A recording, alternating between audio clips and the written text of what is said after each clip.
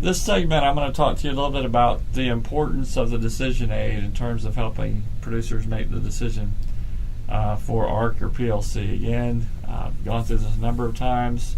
Agriculture risk coverage is one of the options that is available to producers for each of their covered commodities, as is price loss coverage. I'm going to use an example of why the decision is so much more complicated than someone picking up the phone and calling me and asking me which one of these does it look like I ought to pick. So to get started, I wanted to show you the first graph is something I've been using in my educational programs around the state, and it was basically some historical data on prices and the FAPRI January, February timeframe baseline on wheat prices. And you can see that obviously the way the ARC is calculated, you take the previous 5 years, drop the high and the low, and divide by 3, and that gives you an average on the price side. You do the same thing for the county yield if you're using county ARC. Well, this graph is just basically a price graph, but so it gives you only half of the puzzle here. But one of the things you can see very quickly from the first graph is that FAPRI expected prices to plunge from over $7 to somewhere around $5.50, which is right at the price loss coverage reference price. Anywhere below $5.50, there would be a payment on a marketing year price. Anywhere above, there wouldn't necessarily be one. So I went and did a number of meetings around the state with here's a set of price projections, and if you've heard me, you know I say they're always wrong, but generally they would have the trend of downward prices, the expectation that most of the folks think that prices are going down, and clearly this set of prices shows that. When you look at this set, again, the benchmark for ARC is set up with the Olympic average prices multiplied times the Olympic average yields for the county.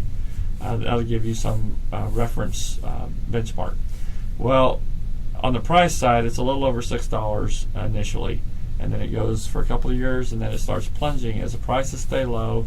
Your Olympic average price, which basically is dropping the high and the low for a new set of 5 years, begins to deteriorate. Why am I bringing up this graph? This graph is very interesting because even though there's risk, and we could say, well, there's going to be some observations below and above that red line out in the future, we really don't know where the prices are going. And under that particular picture, you would say that it's kind of indifferent. The producer would be a little bit indifferent between picking between ARC and PLC, and you can make the case for either one. Rolling up a few months, FAPRI recently provided an update in prices. I would just call this somewhere around the June time period.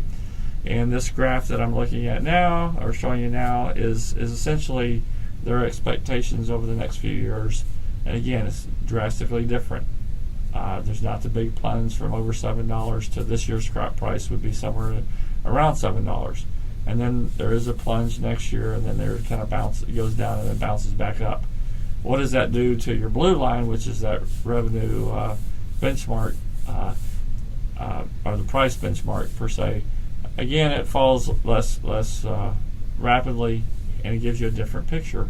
ARC, one of the ARC programs, ARC County, ARC Individual, will be much more attractive to a producer than it would have been under the old set of prices.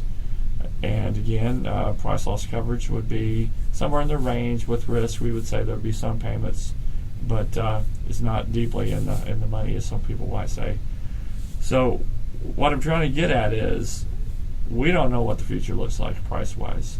And why the decision aid is so important to use is that you will put in your expectation of prices in the future. Say you went with FAPRI's first set of prices. That might give you a set of results. What you're really looking for is under low prices, really low prices, high prices, average prices, whatever.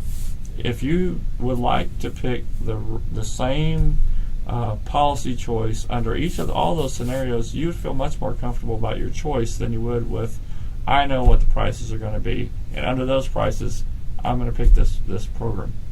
Again, it's much more complicated than that, and I just want to use these two graphs to help illustrate that. Until next time, thanks a lot.